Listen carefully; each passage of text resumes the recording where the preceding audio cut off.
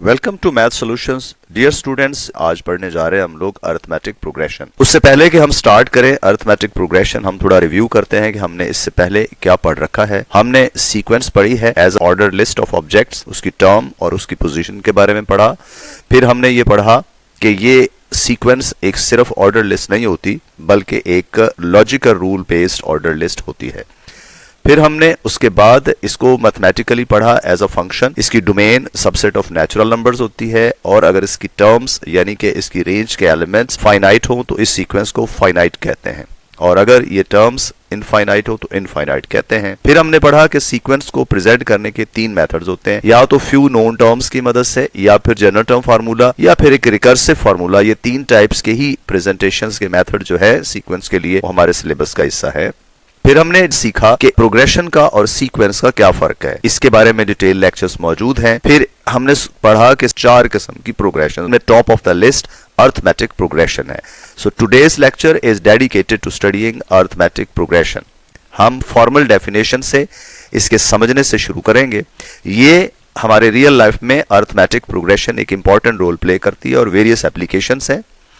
इसको the law of uniform change भी कहा जाता है। चूंकि प्रोग्रेशन एक प्रिडिक्टेबल पैटर्न को प्रेजेंट करती है तो arithmetic operation law of uniform change के नाम से पहचानी जाती है। इस अरिथमेटिक प्रोग्रेशन की एप्लीकेशंस न सिर्फ बिजनेस और फाइनेंस में, मैकेनिकल इंजीनियरिंग में, बल्कि पैटर्न रिकग्निशन में भी इस्तेमाल होती है। हमारा इंटरेस्ट यहाँ पर इसकी डेफिनेशन पढ़नी है, तो आइए इसको फॉर्मली स्टार्ट करते हैं। अरिथमेटिक प्रोग्रेशन सीखने के लिए हमने एक प्रोग्रेशन यहाँ आपके सामने प्रेजेंट की है जिसके मेंबर्स हैं 2, 5, 8 एंड 11। जैसा कि आप जानते हैं कि प्रोग्रेशन प्रिडिक्टेबल सीक्वेंस होती है।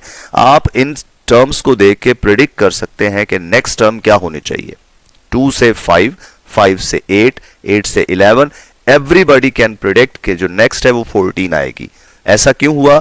ऐसा इसलिए हुआ कि सेकेंड और फर्स्ट टर्म का डिफरेंस भी 3 है, थर्ड और सेकेंड टर्म का डिफरेंस भी 3 है, फोर्थ और थर्ड टर्म का डिफरेंस भी 3 है। तो ये एक ऐसी सीक्वेंस है जिसमें कंसेक्टिव टर्म्स का डिफरेंस सेम होता है। ऐसी ही सीक्वेंस जिसमें कंसेक्टिव टर्म्स का डिफरेंस सेम रहे उसे अरिथमेटिक प्रोग्रेशन कहते हैं। इस अरिथमेटिक प्रोग्रेशन को मैथमेटिकली हम कैसे डिफाइन करते हैं? हम कहते हैं कि A1, A2, A3 and so on एक अरिथमेटिक प्रोग्रेशन होगी अगर उसकी कंसेक्टिव टर्म्स तमाम पेयर्स यानी any term an minus previous term an minus 1 answer same एक कांस्टेंट नंबर बनाएगी, चाहे कहीं से भी ये डिफरेंस लिया जाए। फॉर एग्जांपल n अगर 2 लगाएं तो a2 माइनस a1 हो जाएगा, 3 लगाएं a3 माइनस a2 हो जाएगा, 4 लगाएं a4 माइनस a3 हो जाएगा।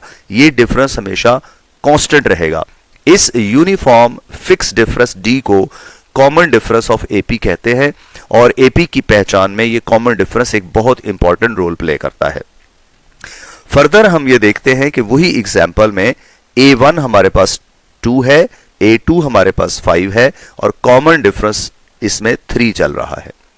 इसकी जनरल शेप, अब चूंकि ये पर्टिकुलर प्रिडिक्टेबल पैटर्न है अरिथमेटिक प्रोग्रेशन का और ये भी पता है कि उनमें कंसेक्टिव टर्म्स का डिफरेंस सेम होता है, तो इसका जनरल नेम एक पर्टिकुलर शेप इख्तियार कर लेता है। जैसे A1 जो है इसमें कोई कॉमन डिफरेंस नहीं है तो A1 किसी और से नहीं बना, तो A1 प्लस 0d की फॉर्म में लिखा जा सकता है। A2 बनता है A2 minus A1 equal to d के होने से A2 equal to A1 plus d बन जाता है। तो हम समझ सकते हैं कि A2 की जगह पे हम A1 प्लस d लिख सकते हैं। A3 बनता है A3 माइनस A2 के d होने से, यानी A3 equal to A2 plus d होने से अगर हम A2 की वैल्यू A1 प्लस d लगा दें तो ये बन जाएगा A1 प्लस 2d। और इस तरह से ये सिलसिला हम आगे बढ़ाते हैं तो nth टर्म जाकर क्या बन जाएगी हमारे पास, आप ऑब्जर्व कर सकते हैं, देख सकते हैं।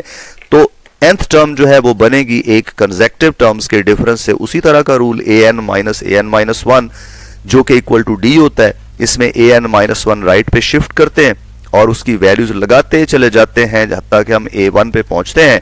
तो इसकी जगह पे आ सकता है A1 plus n minus 1d। यहां से भी पैटर्न फॉलो करता है। A1 के लिए 0d है प्लस, A2 के लिए A1 में 1d है, A3 के लिए A1 में 2d ऐड हो रहा है, तो AN के लिए n माइनस 1d होगा। आइए इसको एक और अंदाज से भी देखते हैं।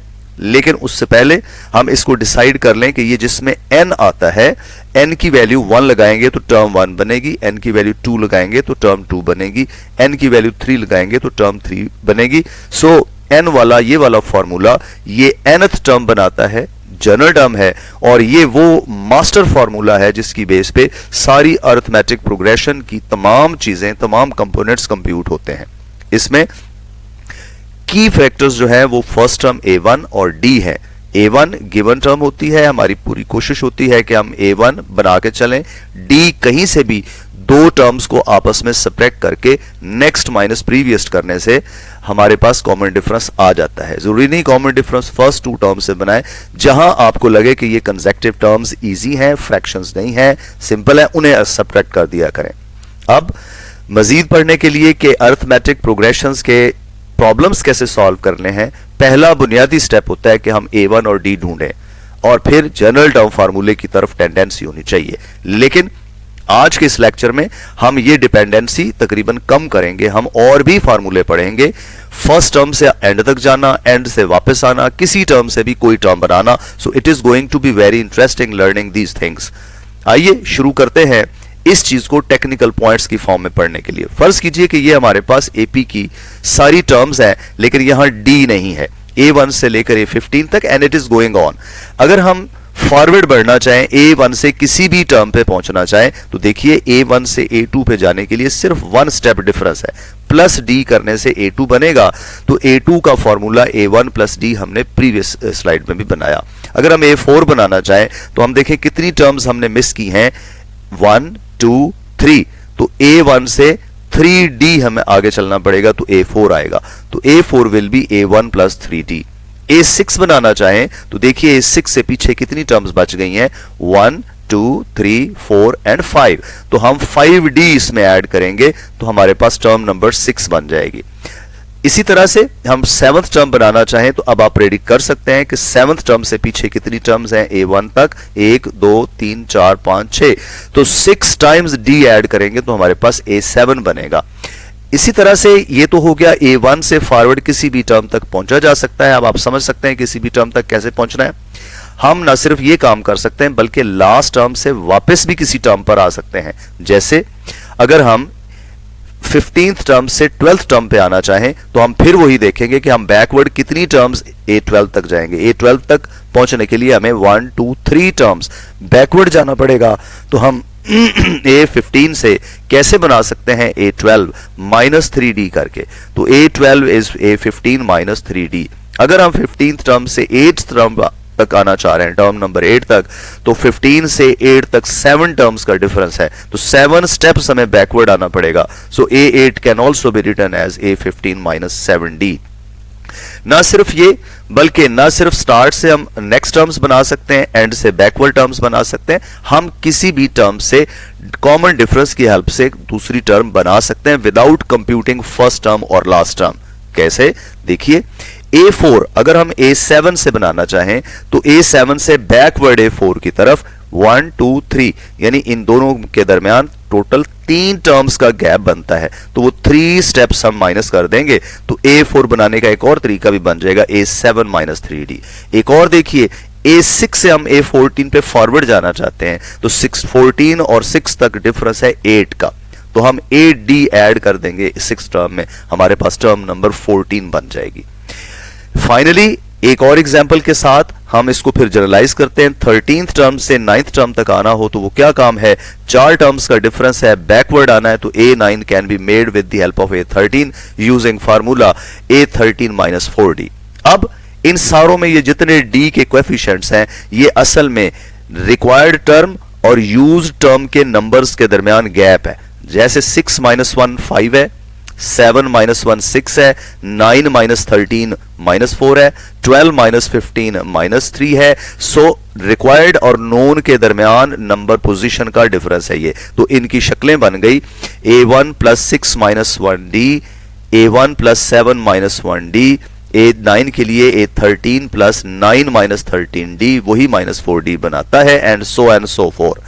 इन सारी चीजों को देखते हुए हम टेक्निकल पॉइंट्स को समराइज करते हैं। पहला, nth term from initial term a1 बनाना हो तो उसका formula an equal to a1 plus n minus 1 into D. अगर हमने लास्ट टर्म से कोई टर्म बनानी हो kth टर्म, तो term number k from last term is k minus 1 times d। जैसे शुरू से n minus 1 times d add करते हैं, लास्ट टर्म से k minus 1 term times of d minus करेंगे। अब किसी भी टर्म से कोई टर्म बनानी हो, मसलन kth term from mth term बनानी हो, तो formula ak is equal to am plus k minus m into D, जैसे कि हमने पिछले मैप में देखा, पिछली स्लाइड्स में देखा। और फाइनली अगर आप नॉन कंसेक्टिव टर्म्स की मदद से कॉमन डिफरेंस बनाना चाहते हो कंसेक्टिव की बजाय, तो उसका भी फार्मूला है हमारे पास। वो क्या है? ak माइनस am, यानी दोनों टर्म्स माइनस करें और नीचे उनके पोजीशन नंबर माइनस करें। इस तरह से हमारे पास कॉमन डिफरेंस बन जाएगा। और ये सारी 4 फार्मूलाज पे कंटेन करने वाली स्लाइड आपके लिए वैल्यूएबल है। होपफुली ये आपके बहुत काम आएगी और आप इसको एक्सरसाइज में यूज कर पाएंगे।